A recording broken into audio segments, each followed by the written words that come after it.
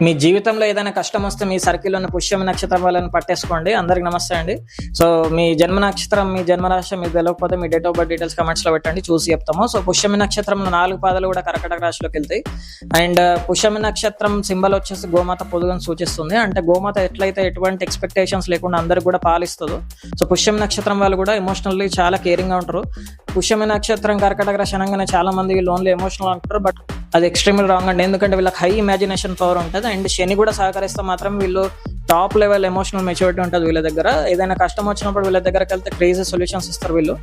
So Pushyami నక్షత్రం వాళ్ళకి జాతకంలో శని చంద్రులు ఎట్లున్నారో చూసుకోవాలి. సో శని చంద్రులు స్టేబుల్ గా స్ట్రాంగ్ పొజిషన్స్ లో ఉంటే మాత్రం పుష్యమి నక్షత్రం వాళ్ళు చాలా యాక్యురేట్ డెసిషన్స్ ఉంటారు. అండ్ వీళ్ళ ఎమోషనల్ ఇంటెలిజెన్స్ మాత్రం పీక్ లెవెల్లో ఉంటుంది. అండ్ ఇన్ కేస్ వాళ్ళ జాతకంలో శని చంద్రులు బాగాలేకపోతే మాత్రం వీళ్ళు చిన్నప్పటి నుంచే ఎమోషనల్లీ హర్ట్ అవ్వడం స్టార్ట్ అయిపోతుంది. ఎందుకంటే వీళ్ళకి శని మహాదశతోనే లైఫ్ స్టార్ట్ అవుతుంది.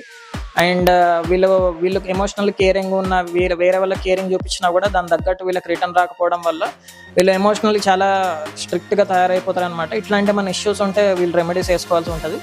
నెక్స్ట్ మనం ఆశ్లేష నక్షత్రం గురించి తెలుసుకుందాం. నమస్తే.